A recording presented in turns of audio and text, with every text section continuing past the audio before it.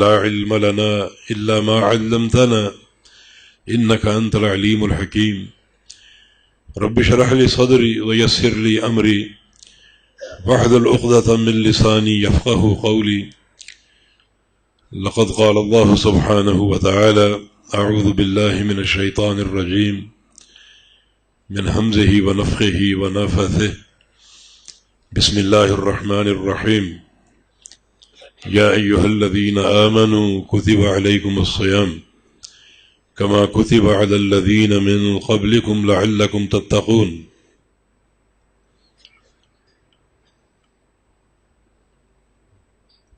وقال رسول الله صلى الله تعالى عليه وسلم قد جاءكم شهر رمضان شهر مبارك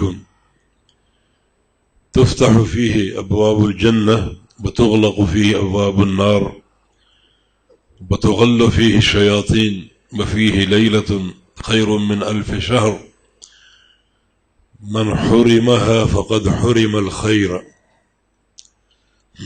من حرم خيرها فقد حرم.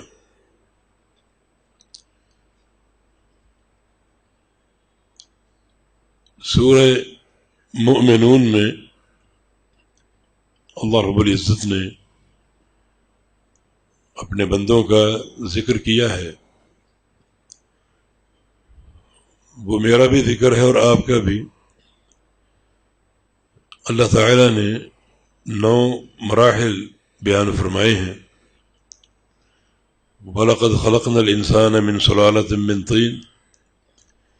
ایک مرحلہ جب یہ انسان مٹی ہے.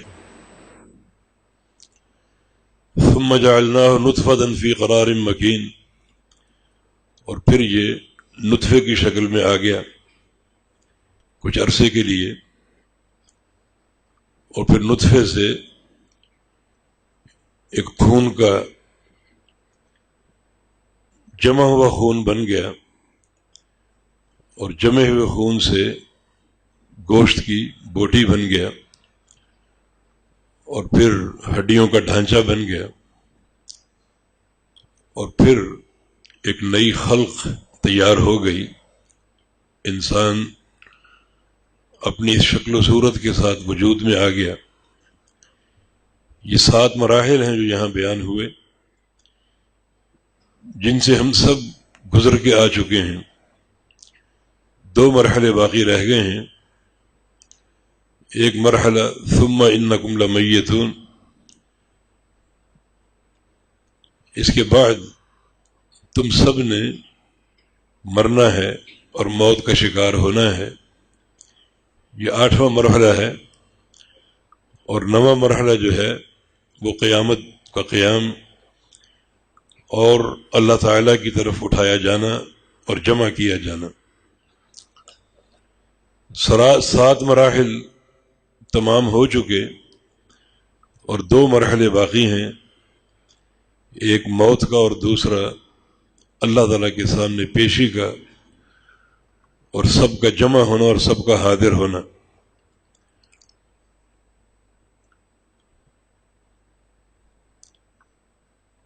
اسی کی تیاری کے لیے یہ ساری شریعت ہمارے سامنے موجود ہے،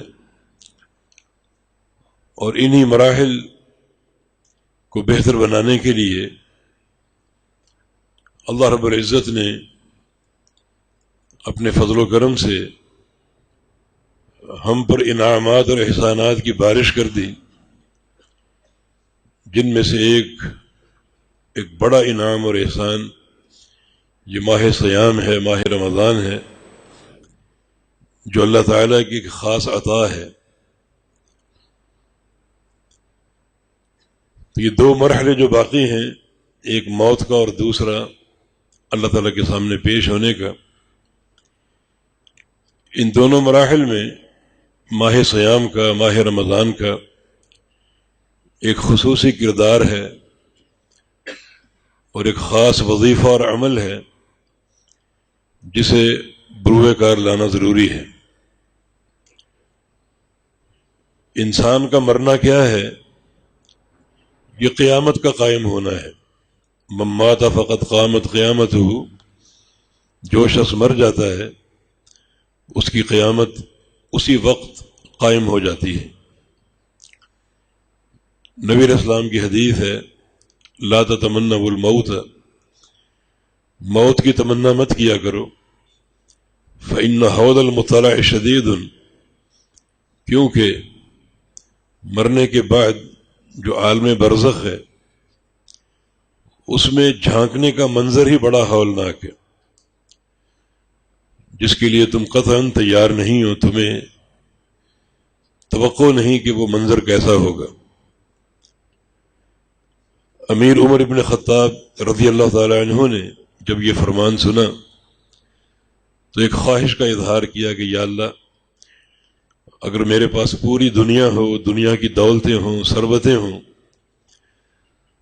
تو سب تیری راہ میں خرچ کرنے کے لیے تیار ہوں، اس شرط پر کہ میرا مرنے کے بعد اگلے جہاں میں جھانکنے کا منظر آسان بنا دے۔ یقیناً یہ بڑی کٹھن ایک گھڑی اور گھاٹی ہے جب انسان ہستی بستی دنیا کو چھوڑ کر یک لخت ایک تنہائی کا شکار ہو جاتا ہے اور اگلا سارا مرحلہ تنے تنہا طے کرنا ہے، کسی کی رفاقت اور صحبت ساتھ نہیں ہوگی۔ اس موقع پر رمضان کا کردار بڑا اہم ہے۔ نبی علیہ السلام کا ارشاد گرامی ہے للصائم فرحتان، روزے دار کو اللہ تعالی دو موقعوں پر خوش کر دے گا، فرحت عند فطرہ بفرحت عند لقاء ربہ، ایک اس وقت جب اس کا افطار کا وقت ہوتا ہے، یہ روحانی اور جسمانی ہر طرح کی خوشی کا موقع ہے، اللہ تعالیٰ کی نعمتوں کے استعمال کا وقت آ گیا، ایک طویل فاقے کے بعد اور ایک بڑی پیاس برداشت کرنے کے بعد، تو یقیناً یہ خوشی کا موقع ہے۔ دوسری خوشی افطار کی یہ ہے کہ رات کا آغاز ہو چکا اور رمضان کی راتیں بڑی قیمتی اور بڑی قابل قدر ہوتی ہیں۔ دنیا کی تمام راتیں جمع ہو جائیں تو رمضان کی راتوں کا مقابلہ نہیں کر سکتی۔ رمضان کی راتیں جمع ہو جائیں تو ان 5 طاق راتوں کا مقابلہ نہیں کر سکتی جو آخری عشرے میں آئیں گی، اور 5 طاق راتیں جمع ہو جائیں تو اس رات کا مقابلہ نہیں کر سکتی جس کو لیلۃ القدر کہا گیا ہے۔ لیلۃ القدر خیر من 1000 شہر۔ افطار کا وقت کیا ہے؟ یہ رات کا آغاز ہے۔ رسول کریم صلی اللہ علیہ وسلم کی حدیث ہے کہ ان للہ عتقاء، رمضان کے مہینے میں کچھ بندے عتقاء بن جاتے ہیں۔ عتقاء عتیق کی جمع ہے جس کا معنی آزاد کردہ۔ کچھ بندے ایسے ہیں جن کی گردنوں کو اللہ تعالی جہنم سے آزاد کر دیتا ہے، وذالک کل لیلہ، اور یہ آزادی کا جو مرحلہ اور آزادی کا جو معاملہ ہے یہ ہر رات ہوتا ہے۔ تو افطار کا وقت اسی عظیم سعادت کا آغاز ہے، نقطہ آغاز ہے، بلکہ بعض حدیث میں صراحت ہے کہ یہ آزادی افطار کے وقت ہوتی ہے۔ تو یقیناً یہ وقت بڑی خوشی کا وقت ہے، دعاؤں کا وقت ہے۔ ان للصائم عند فطرہ لدعوۃ ما ترد، ہر روزے دار کے لیے افطار کے وقت دعائیں ہیں جو رد نہیں ہوتی اور ضرور قبول ہوتی ہیں۔ تو یہ دعاؤں کی قبولیت کا وقت ہے اور گردنوں کے جہنم سے آزاد ہونے کا وقت ہے۔ اس وقت کی یقیناً قدر کرنی چاہیے، اور اللہ رب العزت اسی موقع پر روزے دار بندوں کو خوش کر دیتا ہے۔ دوسری خوشی جو ہے وہ فرحت عند لقاء ربہ، جب اپنے رب سے جا ملے گا۔ یہ موت کا وقت ہے، اللہ تعالی سے ملاقات کا وقت ہے، اور یقیناً اس موقع کی خوشی مطلوب اور مقصود ہے۔ رسول کریم صلی اللہ علیہ وسلم نے اپنے ایک صحابی کا جنازہ پڑھا، بہت سی دعائیں مانگی، ان میں سے ایک دعا یہ تھی کہ اللہم القا عبدک ھذا وانت تضحک الیہ وہو یضحک الیک، اے اللہ اس بندے سے اس طرح ملنا کہ تو اسے دیکھ کر ہنسے اور یہ تجھے دیکھ کر ہنسے۔ یہ اس وقت کی جو فرحت ہے یہ مطلوب ہے، کیونکہ نبی علیہ السلام کا ارشاد گرامی آپ نے سن لیا کہ جو موت کا وقت ہے، اگلے جہاں میں جھانکنے کا جو منظر ہے یہ بڑا ہی ہولناک اور ناقابل برداشت ہے۔ تو اللہ تعالیٰ اس موقع پر خوشی عطا فرماتا ہے اپنے روزے دار بندے کو۔ تو یہ رمضان کا ایک بڑا اہم کردار اور بڑے اہم موقع پر، اس کے بعد قبر میں دفن ہونا یہ بھی ایک بہت ہی ہولناک اور بہت ہی ایک گمبھیر موقع اور وقت ہے، کیونکہ قبر بندوں کو دبا لیتی ہے، جیسا کہ سعد بن معاذ کا قصہ ہے، لما ادخل فی قبرہ ضم ضمۃ، قبر میں داخل کیے گئے تو قبر نے دبا لیا۔ صحابہ کہتے ہیں کہ رسول اللہ علیہ وسلم نے ذکر اللہ طویلا فذکرنا معہ واستغفر طویلا فاستغفرنا معہ حتی فرج عنہ، نبی علیہ الصلوۃ والسلام نے سعد کے لیے بڑا لمبا ذکر کیا اور لمبا استغفار کیا، حتیٰ کہ اللہ رب العزت نے آپ کی قبر کو کھول دیا اور کشادہ کر دیا۔ تو یہ وقت بھی بہت ہی ہولناک وقت ہے، قبر میں داخل کیا جانا۔ اس موقع پر بھی روزے کا ایک بڑا جاندار کردار ہے اور بڑا ایک اہم کردار ہے۔ مسند احمد میں رسول اللہ صلی اللہ علیہ وسلم کی حدیث ہے، اذا دخل الانسان قبرہ، کہ جب انسان اپنی قبر میں داخل ہوتا ہے تو الحف به عملہ صومہ وصلاتہ، تو انسان کے کچھ اعمال اس کو گھیر لیتے ہیں، روزہ اس کو گھیر لیتا ہے اور نماز بھی اس کو گھیر لیتی ہے۔ اب یہ عذاب کا فرشتہ جس طرف سے آتا ہے، روزہ اس کا دفاع کرتا ہے، نماز اس کی دفاع کرتی ہے۔ روزے کی طرف سے آئے تو روزہ اس کا راستہ روک لیتا ہے، اور نماز کی طرف سے آئے تو نماز اس کا راستہ روک لیتی ہے، حتیٰ کہ وہ فرشتہ جو ہے وہ اس کو عذاب یا تکلیف پہنچانے سے قاصر ہو جاتا ہے۔ اور یہاں پر عمل جو ہے وہ بندے کے کام آ گیا۔ رسول کریم صلی اللہ علیہ وسلم نے خاص طور پہ ان دو اعمال کا ذکر کیا ہے کہ صومہ وصلاتہ، جب انسان قبر میں داخل ہوتا ہے تو اس کا روزہ اور اس کی نماز اس کو گھیر لیتی ہے، اس کے ساتھ چمٹ جاتی ہے، اور عذاب کا فرشتہ عذاب پہنچانے کی کوشش کرتا ہے مگر وہ کامیاب نہیں ہوتا، اور نماز اور روزہ اس کا دفاع کرتے ہیں، اور اس طرح اس بندے کو اللہ تعالی صیانت اور حفاظت عطا فرماتا ہے ان دو اعمال کی برکت سے۔ یہ دو عمل جو ہیں، یہ دو موقع جو ہیں، ایک موت کا اور ایک قبر میں داخل ہونے کا، یہ موقع ہمارے سامنے بار بار آتے ہیں۔ لوگ وفات پاتے ہیں، مرتے ہیں، اپنے ہاتھوں سے لوگوں کو ہم قبروں میں اتارتے ہیں، اور بہت ہی عبرت کے یہ مقامات، اور اس موقع پر جو ایک کامیابی کی ایک واضح شکل ہے، اس میں روزے کا کردار نمایاں طور پر سامنے آتا ہے کہ اللہ رب العزت موت کے وقت روزے دار بندے کو خوش کر دیتا ہے، اور جب قبر میں داخل ہوتا ہے تو اللہ رب العزت اس کے روزے کو اس کی ڈھال بنا دیتا ہے۔ اسی معنی میں رسول اللہ صلی اللہ علیہ وسلم کی حدیث ہے، الصوم جنۃ کجنۃ احدکم من القتال، روزہ ایک ڈھال ہے، جیسے تم لوگ میدان جہاد میں ڈھال استعمال کرتے ہو، اس طرح روزہ بھی جو ہے وہ ایک ڈھال ہے۔ چنانچہ آپ نے حدیث سنی کہ قبر میں کس طرح ڈھال بن گیا بندے کے لیے، اور عذاب سے بچاؤ کا سبب بن گیا، اور کل جب قیامت قائم ہوگی اور جہنم بفری ہوگی، انہا ترمی بشر کالقصر، بڑے بڑے شعلے اور چنگاریاں باہر پھینک رہی ہوگی، اور یہ بھی ایک اضافی خوف کی شکل ہوگی۔ بلکہ نبی علیہ السلام کی حدیث ہے، یخرج عنق من النار، کہ جہنم سے گردن باہر نکلے گی اور کہے گی کل لفت بثلاثہ، کہ میری ڈیوٹی 3 قسم کے انسانوں پر ہے کہ ان کو ابھی سے اٹھا لوں، اچک لوں اور جہنم میں پھینک دوں اور گرا دوں۔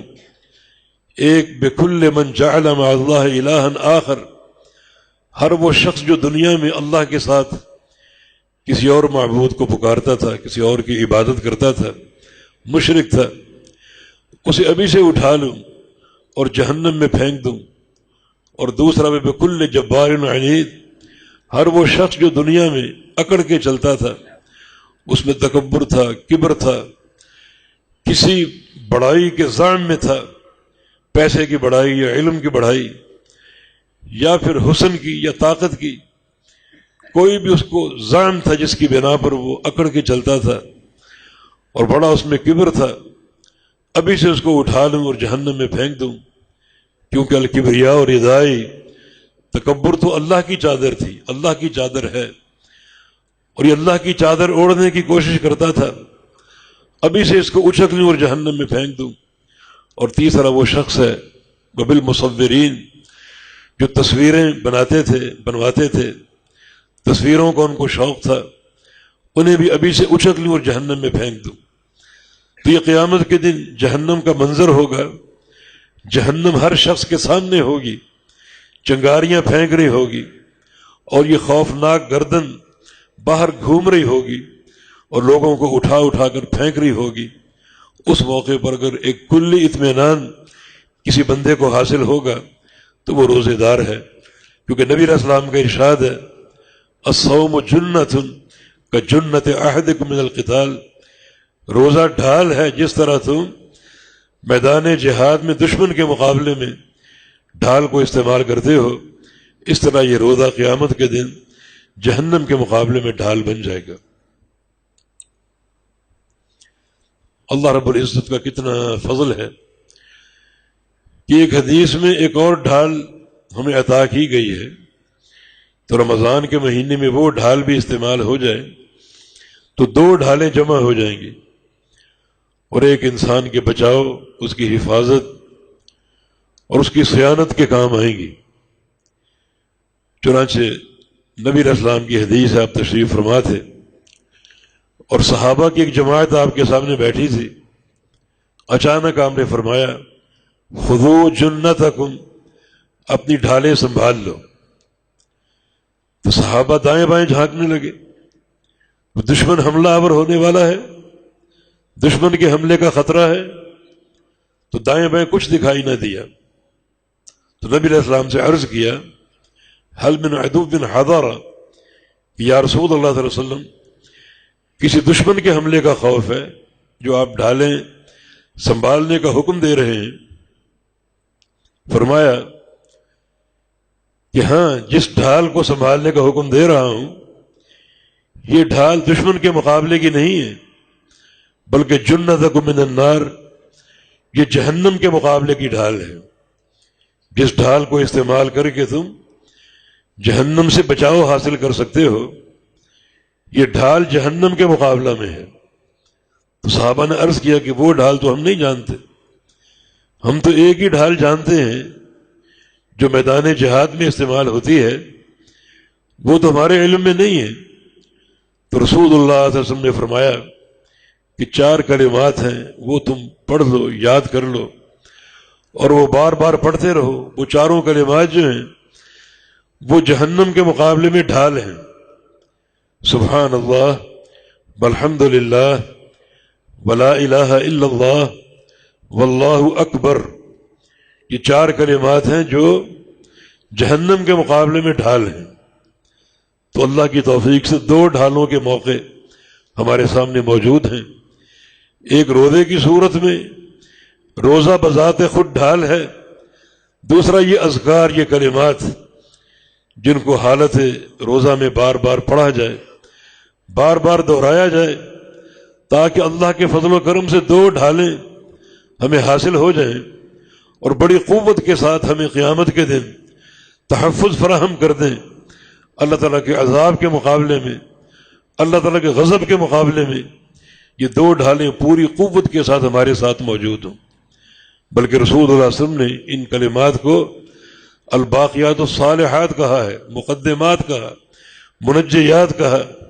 یہ کلمات نجات دینے والے ہیں، بندے کو آگے بڑھانے والے ہیں، ان کے درجات کی رفعت کا باعث ہیں، اور الباقیات الصالحات ہیں جن کا اجر کبھی ضائع نہیں ہوتا۔ تو بڑے یہ قابل قدر کلمات ہیں، ہر وقت پڑھو، اور خاص طور پہ رمضان کے مہینے میں، تاکہ اللہ کی توفیق سے دو ڈھالیں میسر آ جائیں جہنم کے مقابلے کے لیے اور جہنم سے بچاؤ کے لیے۔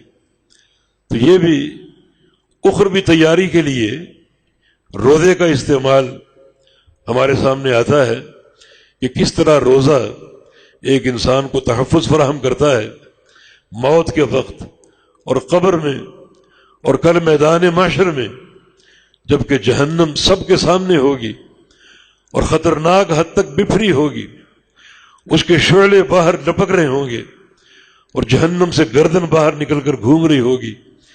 بڑا ایک خوف و ہراس کا عالم ہوگا، اور اطمینان اس شخص کو نصیب ہوگا جس کو اللہ کی توفیق سے ڈھال میسر ہوگی، جو ڈھال جہنم کے مقابلے میں استعمال ہوگی اور بندے کو جہنم سے بچائے گی۔ یہ تینوں اہم موقع، ان اہم موقعوں پر رمضان کی صورت میں، روزوں کی صورت میں تیاری ایک بہترین شکل ہے جو اللہ پاک نے عطا فرما دی۔ رسول کریم صلی اللہ علیہ وسلم کی ایک حدیث بڑی قابل غور ہے، صحیح بخاری کی حدیث ہے، جو اخروی تیاری کے لیے، اللہ کی رضا اور محبت کے حصول کے لیے ایک بڑی قوی بنیاد۔ یہ امور تو ساتھ ساتھ ہیں ہی ہیں، مگر وہ حدیث روزے کے اجر کے لیے، روزے کے ثواب کے لیے ایک اصل کی حیثیت رکھتی ہے، ایک ایسا معیار جو بندے کی حفاظت کا باعث ہوگا۔ نبی علیہ السلام کا فرمان کہ اللہ فرماتا ہے الصوم لی وانا اجزی بہ، روزہ میرے لیے ہے اور میں اس کی جزا دوں گا۔ یہ حدیث کئی پہلوؤں سے قابل غور ہے آخرت کی تیاری کے لیے۔ اللہ تعالیٰ کا فرمان روزہ میرے لیے ہے اور میں اس کی جزا دوں گا۔ اس حدیث کی معنویت پر بہت غور کرنا چاہیے۔ روزہ اللہ تعالیٰ کے لیے کیسے ہے، یہ بات بالکل واضح ہے کہ روزے کا عمل کسی کو دکھائی نہیں دیتا۔ نماز آپ پڑھتے ہیں، لوگ دیکھتے ہیں، حج کرتے ہیں، لوگ آپ کو دیکھتے ہیں، عمرہ کرتے ہیں، لوگ دیکھتے ہیں، جہاد کرتے ہیں، یہ سب دکھائی دیتا ہے۔ اور ان سارے اعمال میں ریاکاری کا بڑا عمل دخل ہے۔ شیطان انسان کے ساتھ ساتھ گردش کر رہا ہے، وہ بندے کو نیکیوں سے روکتا ہے، اور بندہ اگر نیکیوں سے باز نہ آئے تو پھر وہ اس کے عمل کو ضائع کرنے کی کوشش کرتا ہے، اور ضائع کرنے کے لیے اس کے پاس سب سے بڑا ہتھیار جو ہے وہ ریاکاری کا وار ہے، کہ ریاکاری بندے پر کھول دیتا ہے اور ظاہر کر دیتا ہے، اور بندہ ریاکاری کے جال میں پھنس جاتا ہے اور اپنے عمل کو برباد کر بیٹھتا ہے۔ کیونکہ ریاکار انسان جب قیامت کے دن آئے گا وہ نیکیوں سمیت آئے گا، مگر اس کا حساب و کتاب نہیں ہو رہا۔ اس کی نمازیں، روزے، حج، زکاتیں، عمرے، جہاد ڈھیروں کی شکل میں سامنے موجود ہیں، اور وہ خوش ہے کہ میں تو کامیاب ہوں، فائز البرام ہوں۔ اچانک اللہ کی طرف سے آواز آئے گی کہ ایھا المراؤون اذهبوا الی من رأیتموہ، اے ریاکاروں کی جماعت، جن کو دکھانے کے لیے تم نے یہ عمل کیے تھے ان کے پاس چلے جاؤ، وہاں سے کچھ ملتا ہے تو لے لو، میرے پاس کوئی اجر نہیں، کوئی صلہ نہیں، ان اعمال کے لیے کوئی ثواب نہیں ہے۔ تو اس طرح شیطان بندوں کے عمل کو برباد کر دیتا ہے ریاکاری کا وار کر کے۔ اللہ تعالیٰ نے ہمیں ایسا عمل عطا فرمایا جس میں ریاکاری کا کوئی امکان ہی نہیں، اور وہ روزہ ہے جو انسان کے پیٹ میں ہے، اور فاقے کی شکل، پیاس کی شکل انسان ہی محسوس کرتا ہے یا اس کا رب جانتا ہے، اس کے علاوہ کوئی نہیں جانتا۔ تو اس عمل کو اللہ کے لیے خالص بنا کر رکھو۔ کچھ لوگوں کو شوق ہوتا ہے اپنی بھوک اور پیاس کا ڈھنڈورا پیٹنے کا، جناب رات کو سحری نہیں کر سکے، آنکھ نہیں کھل سکی، بڑی بھوک لگ رہی، بڑی پیاس لگ رہی۔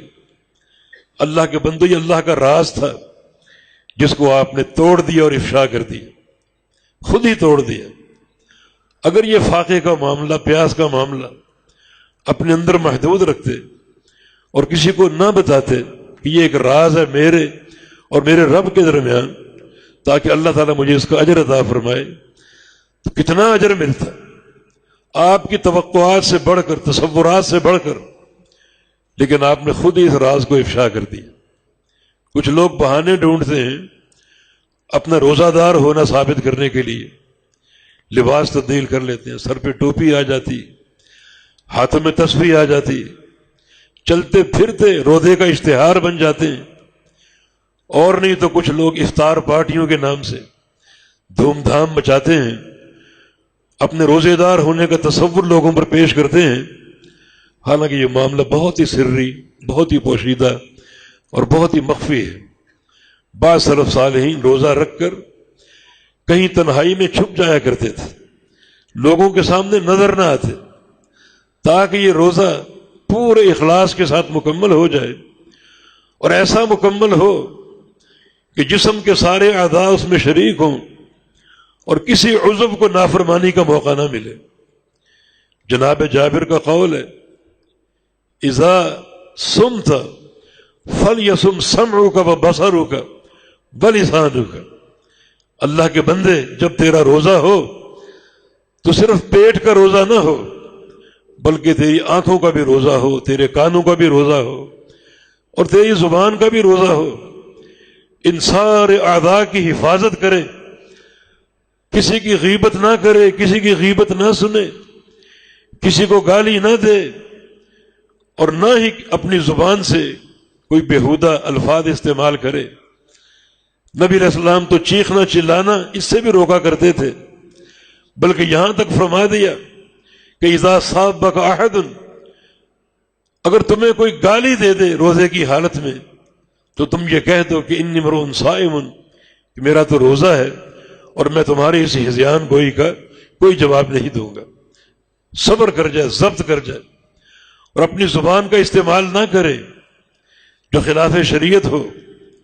تو اس طرح الصوم لی، روزہ میرے لیے ہے، یہ نیکی خالصاً اخلاص پر قائم ہے، اس میں ریاکاری کا کوئی شائبہ نہیں ہے، دکھاوے کا کوئی عمل دخل نہیں ہے۔ وہ انسان بہت ہی بد نصیب ہے جو ریاکاری کے مواقع پیدا کر کے اس عظیم نیکی سے محروم ہو جاتا ہے، اور جو جسم کے بقیہ حصوں کو روزے میں شریک نہیں کرتا، شامل نہیں کرتا۔ یہ بڑی مہنگی عبادت ہے اور بڑا قیمتی مہمان ہے، یہ بڑی اس کی قدر کرو۔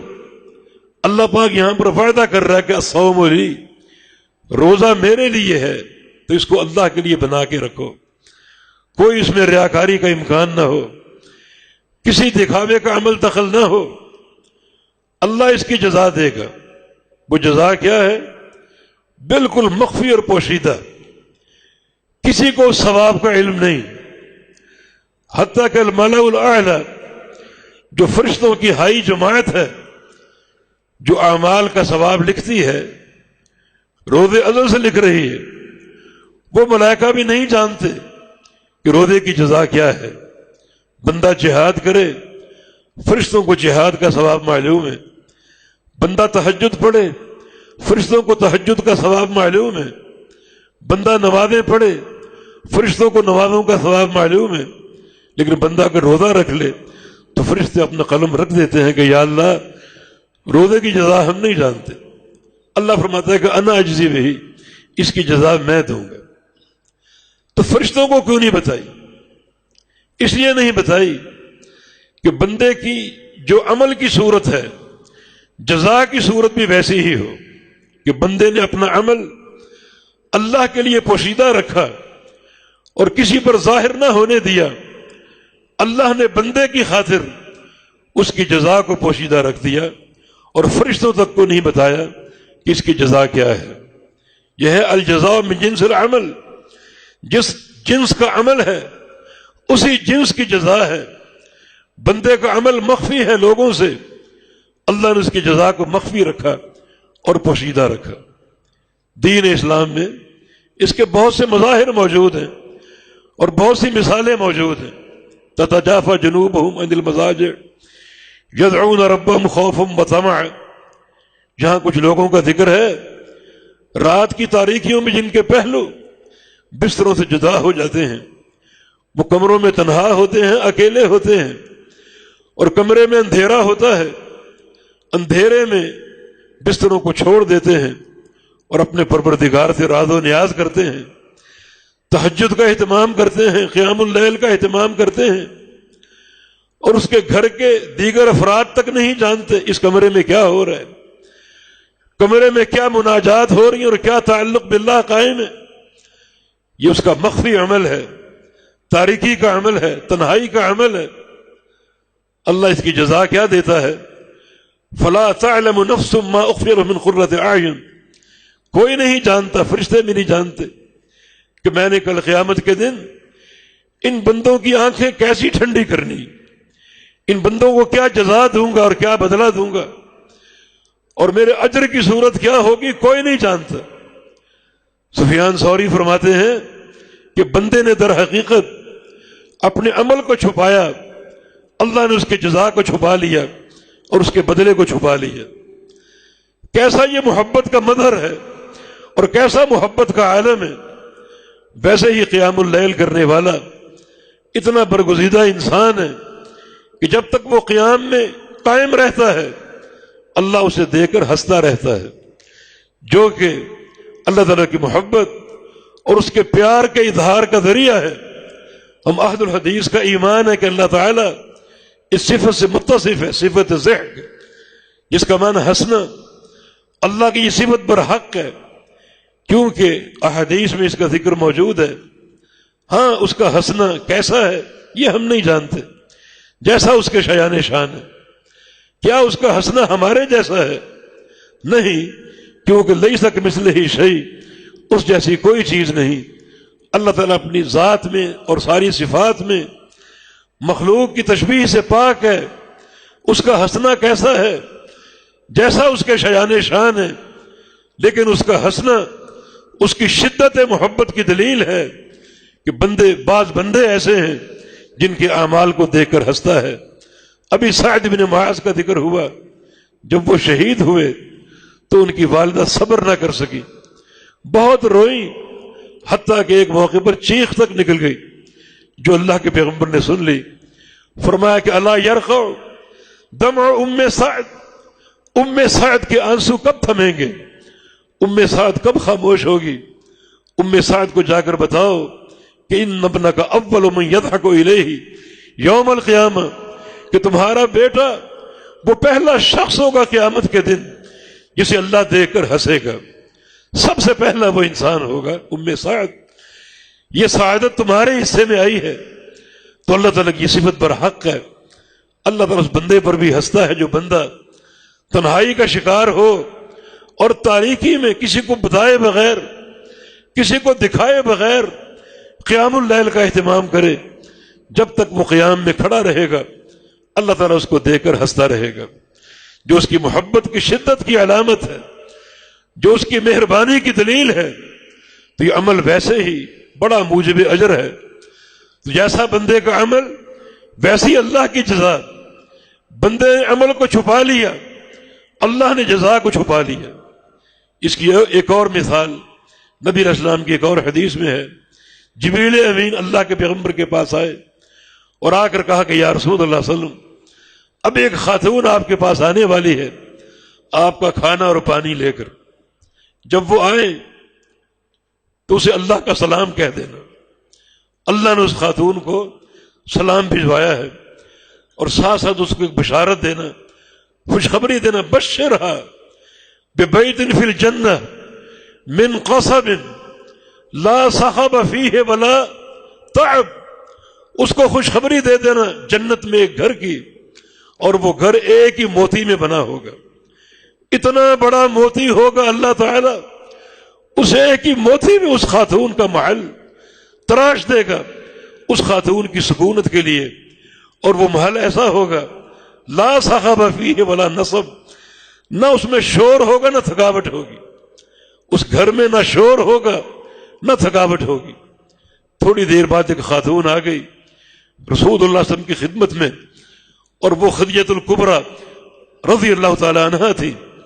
چنانچہ خدیجہ کو آپ نے یہ دونوں بشارتیں دی، اللہ کا سلام دیا اور جنت کے گھر کی بشارت دی۔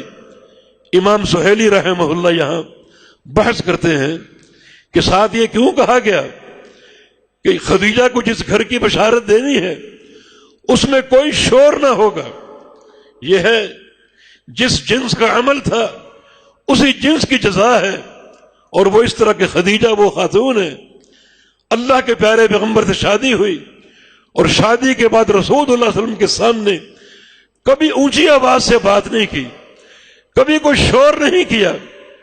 اللہ کو اپنی اس بندی کی ادا پسند آ گئی کہ میرے حبیب کا اس قدر اکرام، اس قدر احترام کہ میرے پیارے پیغمبر کے سامنے کبھی اونچی آواز سے بات تک نہیں کی۔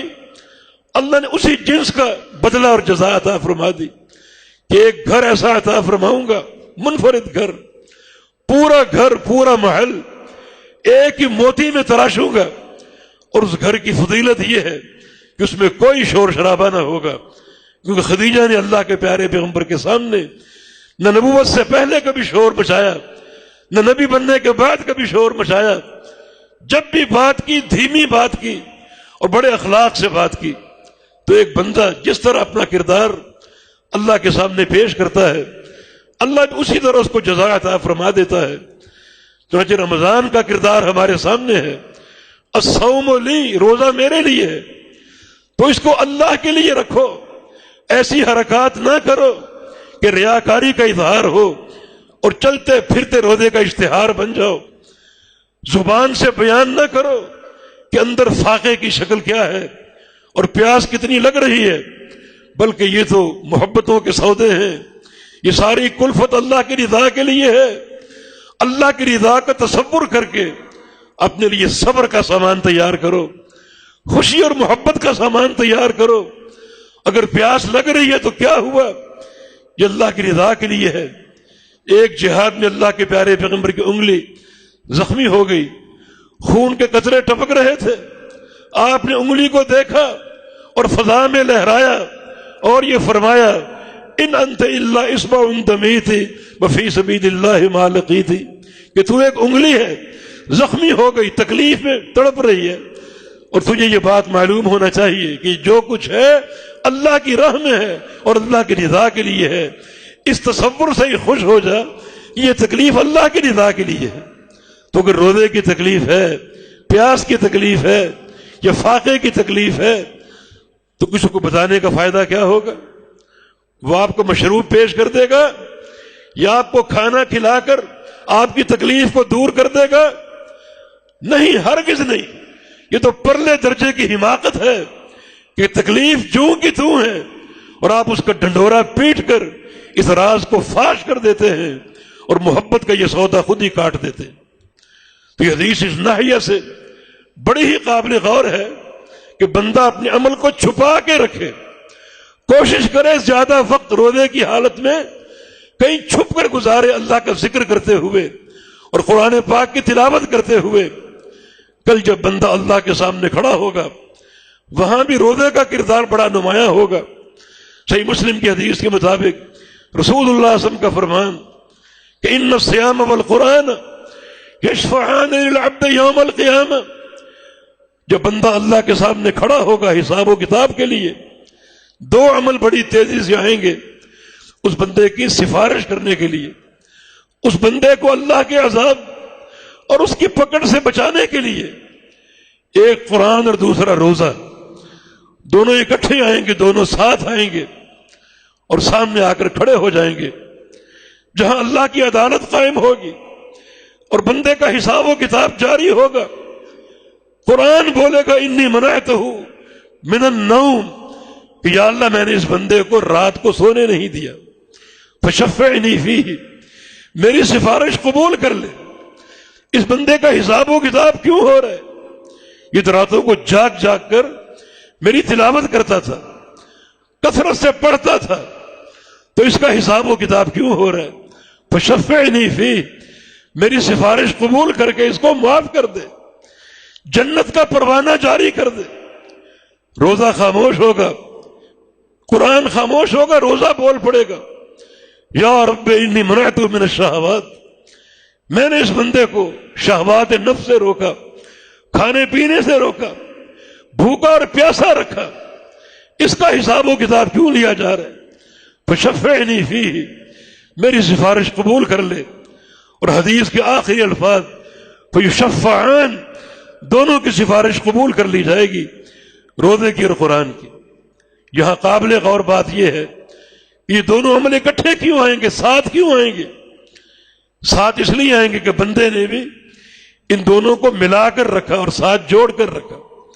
رمضان کی حالت میں قرآن کھول لیا اور پڑھنا شروع کر دیا، بار بار پڑھتا، کثرت سے تلاوت کرتا۔ اور بالخصوص جو رمضان کی راتیں ہیں، یہ تو قرآن پاک کی تلاوت کی راتیں ہیں۔ اللہ کے پیارے پیغمبر کا معمول کیا ہوتا؟ آپ عشاء کے بعد جب بھی اللہ توفیق دیتا، رات کا قیام فرماتے، لمبا قیام، لمبی اس میں تلاوت اور قرات ہوتی۔ بعض حدیث میں ایک رکعت میں 8.25 پارے پڑھنا ثابت ہے۔ اس قدر طویل آپ کا قیام ہوتا۔ جو ہی قیام سے فارغ ہوتے، جبریل امین آ جاتے اور قرآن کا دور شروع ہو جاتا، اور یہ دور سحری تک جاری رہتا۔ یعنی پوری رات گزر گئی قرآن پڑھنے میں اور دور کرنے میں۔ جبریل پڑھتے اور اللہ کے پیغمبر سنتے، اور اللہ کے پیغمبر پڑھتے، جبریل امین سنتے، اور یہ دور اور قرآن پڑھنا اتنے شرف کی بات ہے کہ جس سال امام الانبیاء فوت ہوئے اور آپ کا انتقال ہوا، جبریل امین نے پورے قرآن کا دور آپ کے ساتھ 2 بار فرمایا۔ کب یہ دنیا سے جانے کا سال ہے، رخصت ہونے کا وقت قریب ہے، تو یہ سعادت 2 بار عطا ہوئی کہ 2 بار قرآن کا دور ہوا۔ تو پھر رمضان کی راتیں کیا ہیں؟ بازاروں میں گھومنے کی نہیں، رمضان کی راتیں کیا ہیں؟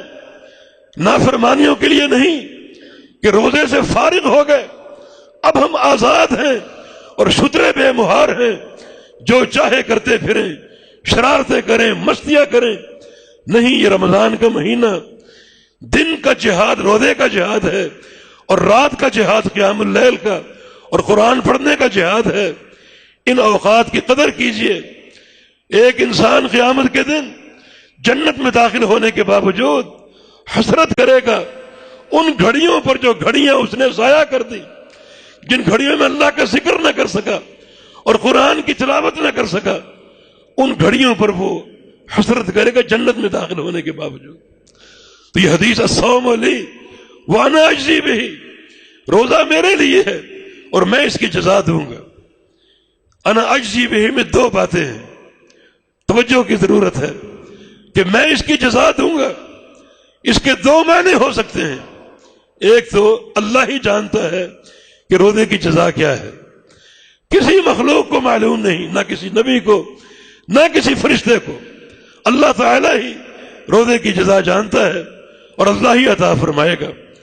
وہ بادشاہ مطلق، وہ احکم الحاکمین، دونوں جہانوں کا مالک، اپنی رضا اور محبت سے جب اپنے پیارے بندوں کو دے گا تو کتنا کچھ دے گا، کیا نہ دے گا، کتنا ڈھیر لگا دے گا، جس کے خزانوں میں کوئی کمی نہیں ہے، کوئی کمی نہیں، نہ دنیا میں نہ آخرت میں۔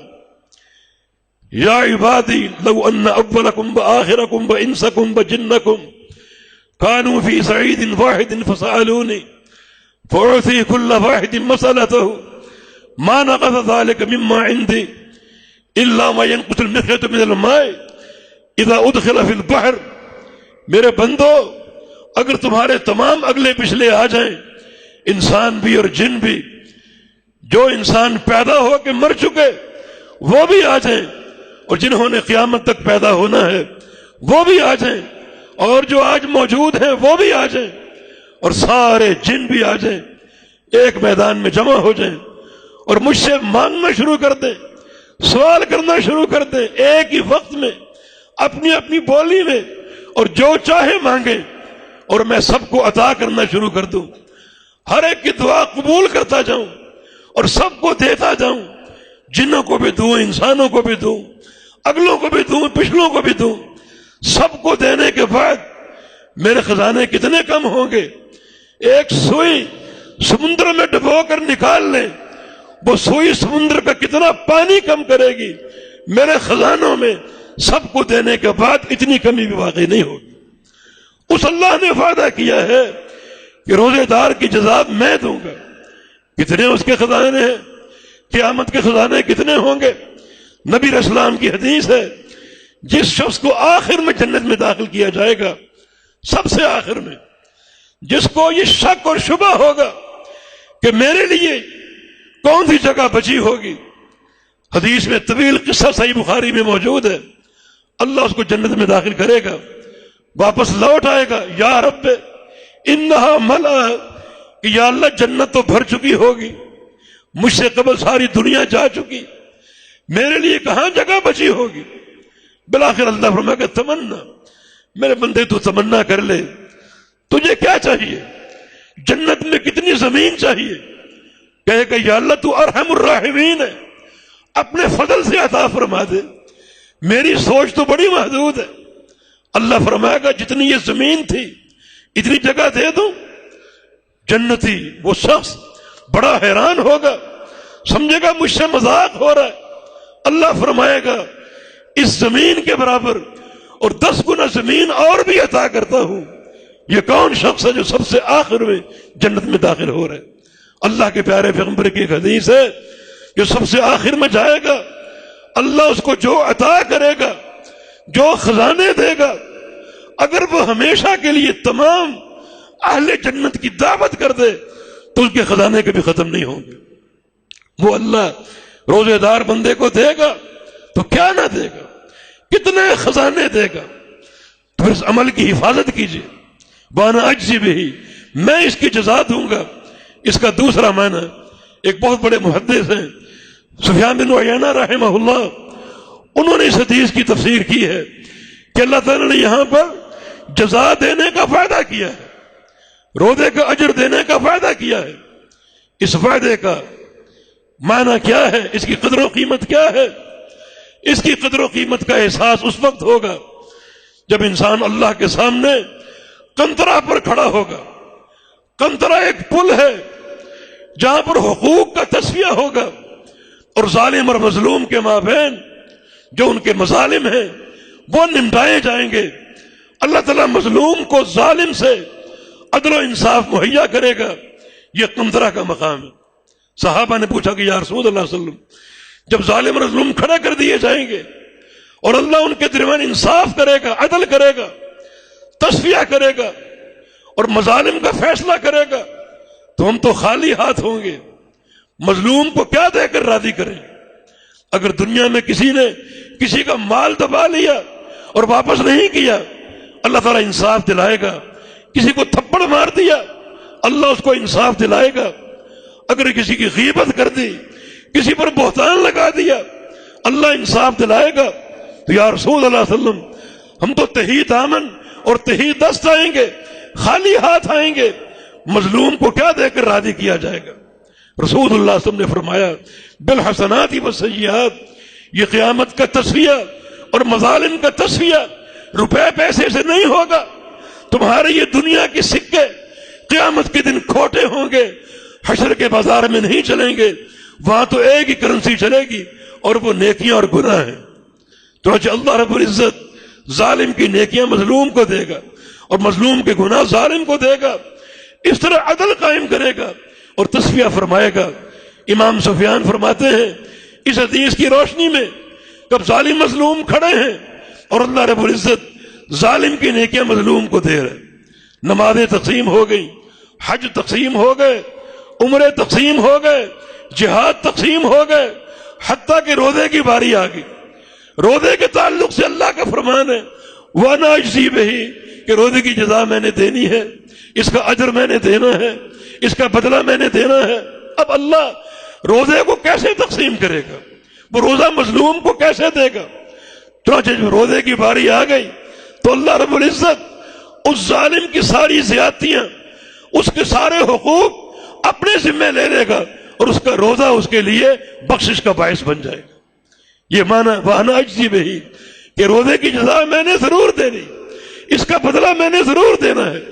چنانچہ روزہ اس وقت کارآمد ثابت ہوگا جب حقوق میں انصاف کے موقع پر روزہ یہ عظیم نیکی بندے کے بخشش کے کام آ جائے گی کہ اللہ تعالیٰ نے وعدہ کیا ہے کہ اس کی جزا میں نے ضرور دینی، اللہ تعالیٰ ضرور دے گا۔ اب اس کی شکل یہ ہوگی کہ اللہ تعالیٰ وہ سارے مظالم اپنے ذمہ لے لے گا، اور مظلوم سے کہے گا یہ جنت کی نعمتیں تیرے سامنے ہیں، محلات تیرے سامنے ہیں، یہ درخت اور باغات تیرے سامنے ہیں، جتنے چاہے لے لے، اور میرے اس بندے کو معاف کر دے کیونکہ اس کے سارے حقوق میں اپنے ذمہ لے چکا ہوں۔ یہ روزے کی اہمیت اور قدر و قیمت جو کسی اور عمل کو حاصل نہیں ہے، یہ ایک انفرادیت ہے روزے کی، کسی اور نیکی کو حاصل نہیں ہے کہ حقوق کے تصفیے میں روزہ انسان کے کام آ سکتا ہے۔ اگر تمام نیکیاں بٹ بھی گئیں تو چونکہ روزے کی جزا کا اللہ نے بڑے محکم طریقے سے وعدہ کیا ہے، اللہ تعالیٰ روزہ تقسیم نہیں ہونے دے گا، بلکہ ظالم کے سارے حقوق اور مظالم اپنے ذمہ لے کر مظلوم کو اپنی رحمت سے عطا کر کر کے دونوں کو راضی کر کے جنت میں داخل کر دے گا۔ یہ روزے کی انفرادیت، الصوم لی وانا اجزی بہ، روزہ میرے لیے ہے اور میں نے اس کی جزا دینی ہے۔ اللہ تعالیٰ نے جنت میں ایک دروازہ، ایک خاص دروازہ بنا رکھا ہے، وہ اہل صیام کے لیے ہے۔ جب آخری روزے دار اس دروازے سے داخل ہو چکے گا تو وہ دروازہ ہمیشہ کے لیے بند کر دیا جائے گا۔ یہ روزے سے اللہ تعالیٰ کی محبت کی دلیل ہے۔ رسول اللہ صلی اللہ علیہ وسلم کی حدیث ہے، ان فی الجنۃ الغرفا، جنت میں کچھ قبریں ہوں گے، یرا ظاہرھا من باطنھا وباطنھا من ظاہرھا، جن کا ظاہر باطن سے نظر آئے گا اور باطن ظاہر سے نظر آئے گا۔ جو باہر کھڑے ہوں گے انہیں وہ کمرہ اندر سے دکھائی دے گا، اور جو اندر کھڑے ہوں گے اندر سے انہیں باہر کا سارا منظر ہر طرف سے دکھائی دے گا۔ خوشکن منظر اور ایک روح افزا منظر ہر وقت انسان کے سامنے ہوگا۔ یہ خاص کمرے، یہ خاص محلات اللہ نے جنت میں تیار کیے ہیں۔ صحابہ نے پوچھا یہ کمرے کن کو ملیں گے، یہ محلات کنہیں ملیں گے؟ تو رسول اللہ صلی اللہ علیہ وسلم نے فرمایا کچھ اعمال ہیں وہ کرنے پڑیں گے۔ نمبر ایک، لمن اطاب الکلام، اچھی گفتگو کرے، اخلاق سے گفتگو کرے، واطعم الطعام، غریبوں کو کھانا کھلائے، وافش السلام، اور سلام کو عام کرے، وادام الصیام، اور روزے ہمیشہ رکھے، کسی تعطل کے بغیر اور کسی ناغے کے بغیر۔ ایک روزہ بھی انسان نے چھوڑ دیا تو زندگی کے سارے اعمال بیکار ہو جائیں گے۔ نبی علیہ السلام کی حدیث ہے، میں نے خواب دیکھا، جبریل مجھے خواب میں لے گئے، عالم برزخ کے منظر دکھائے۔ ایک شخص کو دیکھا جو کہ الٹا لٹک رہا تھا اور اس کے منہ کے دونوں طرف سے خون ٹپک رہا ہے اور وہ چیخ اور چلا رہا ہے۔ جبریل نے فرمایا کہ یہ سلوک اس کے ساتھ قیامت تک جاری رہے گا۔ میں نے پوچھا اس کا گناہ کیا ہے؟ تو اس کا گناہ کیا تھا؟ کان یفطر قبل تحلۃ صومہ، یہ وقت سے پہلے روزہ افطار کر لیتا تھا، 2 منٹ پہلے، 5 منٹ پہلے، آدھا گھنٹہ پہلے روزہ افطار کر لیتا تھا۔ یہ اس کی سزا ہے جو پورا دن روزہ رکھتا تھا لیکن چند منٹ پہلے وہ افطار کر لیتا۔ اور جو بندہ پورا دن روزہ رکھے ہی نہ، روزے کو توڑ دے، چھوڑ دے، اس کی کیا سزا ہوگی؟ یقیناً یہ عمل بڑا عظیم الشان ہے، اس کا اہتمام بھی بڑا موجب اجر ہے، اور اس کو نہ رکھنا بہت بڑی سزا کا باعث ہے۔ چنانچہ یہ محلات کسے ملیں گے اور یہ کمرے کسے ملیں گے؟ جن میں یہ اوصاف پیدا ہو گئے، اچھی بات کرنا، سلام کو عام کرنا، بھوکوں کو کھانا کھلانا، اور بلا ناغہ روزے رکھنا، ہر رمضان روزے رکھنا۔ اور 5ویں خوبی یہ ہے، بالصلاۃ باللیل والناس نیام، کہ رات کو اٹھ کر تہجد کی نماز کا اہتمام کرنا جبکہ پوری دنیا سو رہی ہو۔ جو بندہ ان اعمال کو جمع کر لے گا اللہ پاک انہیں یہ محلات عطا فرمائے گا جن کے ظاہر سے باطن دکھائی دے گا اور باطن سے ظاہر دکھائی دے گا۔ تو یہ کتنے مظاہر ہیں روزے کے تعلق سے۔ ہر مقام پر روزہ انسان کے کام آ رہا ہے۔ میدان معاشر کچھ والخلوف افواہ الصائم میں ایک دن یوم القیامہ کے الفاظ ہیں، روزے دار کے منہ کی بو جو ہے قیامت کے دن جنت کی کستوری سے بہتر ہوگی۔ کتنا بڑا اجر ہے!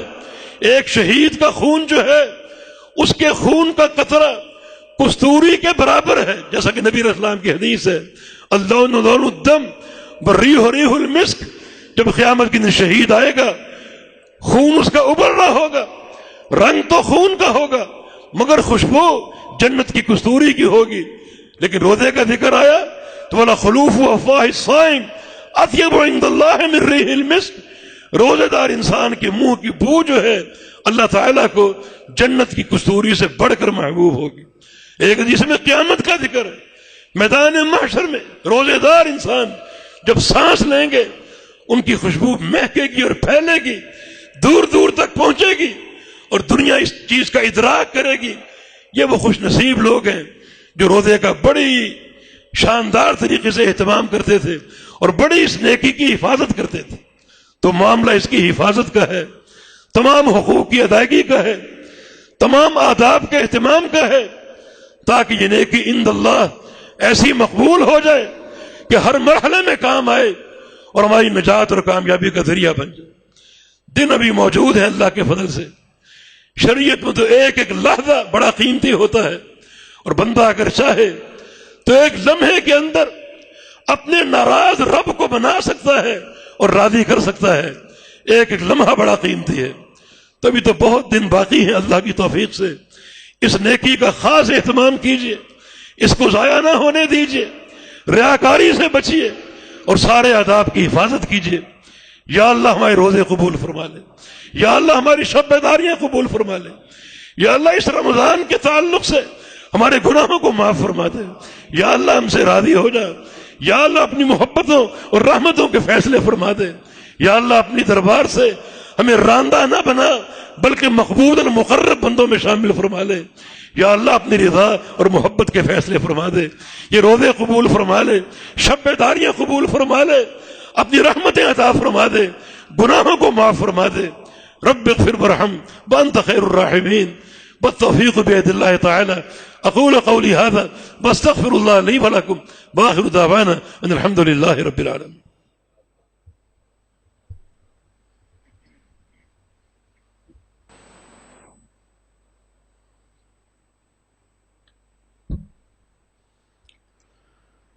الحمد للہ والصلاة والسلام علی رسول اللہ وبعد۔ نبی علیہ السلام کی 3 احادیث معروف ہے، آپ سنتے رہتے ہیں۔ من صام رمضان ایمانا واحتسابا غفر له ما تقدم من ذنبه، جو شخص رمضان کے روزے رکھ لے ایمان کے ساتھ اور احتساب کے ساتھ۔ ایمان کا معنی سچا عقیدہ اور سچی توحید، توحید میں کوئی خلل نہ ہو، عقیدے میں کوئی خلل نہ ہو، اور عقیدہ اور ایمان باللہ بالکل راسخ ہو اور سچا ایمان موجود اور قائم ہو، اور اس طرح روزے رکھے واحتساب، اللہ سے اجر لینے کے لیے کہ یہ روزہ اللہ کے لیے خالص ہے، کسی اور کے لیے نہیں ہے، تو اللہ تعالیٰ اس کے سابقہ زندگی کے سارے گناہ معاف کر دے۔ من قام رمضان ایمانا واحتسابا غفر له ما تقدم من ذنبه، جو رمضان کی راتوں کا قیام کر لے انہی 2 شرطوں کے ساتھ، ایمان راسخ ہو اور اللہ سے اجر لینے کی نیت ہو، تو اللہ تعالیٰ اس کے بھی سابقہ تمام گناہوں کو معاف کر دے گا۔ اور من قام لیلۃ القدر ایمانا واحتسابا غفر له ما تقدم من ذنبه، اور جو شخص شب قدر کو پالے اور شب قدر کا قیام کر لے وہ ایمان کے ساتھ اور احتساب کے ساتھ اللہ سے اجر لینے کے لیے، اللہ تعالیٰ اس کے بھی سابقہ تمام گناہوں کو معاف کر دے گا۔ یہ گناہ صغیرہ مراد ہے، یہاں پر زندگی کے تمام گناہ معاف ہو جائیں گے، صغیرہ گناہ ان روزوں سے اور رات کے قیام سے اور شب قدر کے قیام سے۔ رہ گئے کبیرہ گناہ تو ان کی بخشش اس سے بھی آسان ہے، اور وہ ہے سچی ندامت کے ساتھ سچی توبہ کر لینا۔ ایک بندہ دن یا رات کی کسی گھڑی کا انتخاب کر لے اور باوضو ہو کر آ جائے، 2 نفل پڑھ لے توبہ کی نیت سے، اور پھر وہ اپنے گناہوں کا کھاتا کھول لے اور سچے دل سے استغفار کر لے، تو اللہ رب العزت اس کو گناہوں سے اس طرح پاک صاف کر دے گا جیسے ابھی اس کی ماں نے اس کو جنا اور پیدا کیا ہے، بالکل معصوم اور نیکیوں سے پاک۔ تو ان اعمال کی برکت سے سارے صغیرہ گناہ مٹ جائیں گے، اور سچی توبہ کی برکت سے کبیرہ گناہ بھی معاف ہو جائیں گے۔ اور یاد رکھیں کہ جنت کا داخلہ اس کا ایک قوی سبب گناہوں سے پاک صاف ہونا ہے۔ ایک گناہ بھی اگر ایک انسان کے دامن کے ساتھ چمٹا رہ گیا تو جنت میں ہرگز داخل نہ ہو سکے گا جب تک وہ گناہ معاف نہ ہو جائے۔ تو بجائے اس کے کہ اس کی معافی جہنم کی بھٹی میں ڈال کر ہو اور اللہ گرم کر کے جلا کر اس گناہ کو دھوئے، آج دنیا کی زندگی میں گناہوں سے پاک صاف ہو جاؤ۔ یا ایھا الذین آمنوا توبوا الی اللہ توبۃ نصوحا، اے ایمان والو اللہ کی طرف سچا رجوع کر لو اور خالص توبہ کر لو، توبۃ النصوح۔ اللہ پاک توفیق عطا فرما دے ان اعمال کی برکت سے صغیرہ گناہ معاف ہو جائیں اور سچی توبہ کی برکت سے کبیرہ گناہ معاف ہو جائیں، تاکہ جب یہ مہینہ گزرے تم گناہوں سے پاک صاف ہو چکے ہوں۔ ورنہ وہ حدیث آپ سنتے رہتے ہیں کہ وہ شخص بعد لمن ادرک رمضان فلم یغفر لہ، جبریل امین نے یہ بد دعا کی تھی اور اللہ کے پیغمبر نے آمین کہی تھی ممبر کی سیڑھی پر۔ 3 بد دعائیں تھیں، ان میں سے ایک یہ تھی کہ جو شخص رمضان کا مہینہ پالے اور اپنے آپ کو بخشوا نہ سکے، گناہوں سے پاک صاف نہ ہو سکے، اس کو اللہ کی رحمت سے دھتکار دیا جائے اور دور کر دیا جائے، اور وہ بندہ سراسر اللہ کی لعنتوں اور پھٹکاروں کا مستحق بن جائے کہ رمضان تیری زندگی میں آیا اور تو گناہوں سے پاک صاف نہ ہو سکا۔ حالانکہ پیغمبر علیہ السلام نے رمضان الی رمضان بھی ایک حدیث میں کہا ہے، ایک رمضان سے لے کر اگلے رمضان تک جو بیچ کے گناہ ہیں، یہ 2 رمضان ان تمام گناہوں کا کفارہ بن جائیں گے۔ پورے سال کے گناہوں کی بخشش ہے۔